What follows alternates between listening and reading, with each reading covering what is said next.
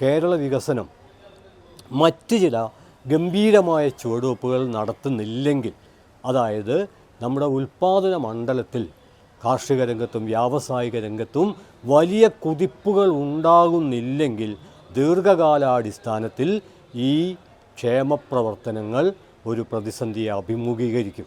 അതുകൊണ്ട് അനിവാര്യമായും കാർഷിക രംഗത്തും വ്യാവസായിക രംഗത്തും വൻ കുതിപ്പുണ്ടാക്കാനുള്ള നിരന്തരമായ പ്രവർത്തനങ്ങളിൽ കേരളീയ സമൂഹം വ്യാപരിക്കേണ്ടതുണ്ട്. അതിന് സർക്കാർ സകലവിധ സഹായങ്ങളും നൽകേണ്ടതുണ്ട്. അങ്ങനെ സംഭവിച്ചാൽ ഉറപ്പാണ് ഇന്ത്യയിലെ മറ്റേതൊരു സംസ്ഥാനത്തേക്കാളും കേരളം ഇപ്പോൾ തന്നെ മുമ്പിലാണ്.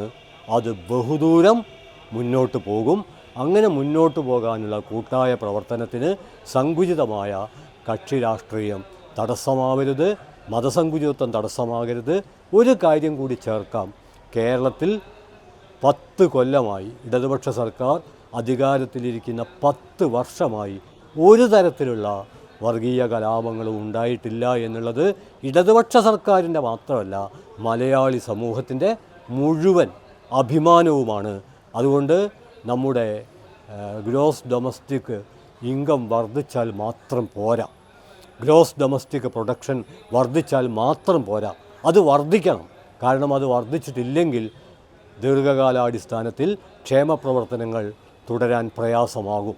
പക്ഷേ ഇന്ന് ലോകം ശ്രദ്ധിക്കുന്ന GDH എന്ന് പറയുന്ന ഗ്രോസ് ഡൊമസ്റ്റിക് ഹാപ്പിനെസ്, അത് വർദ്ധിക്കണം.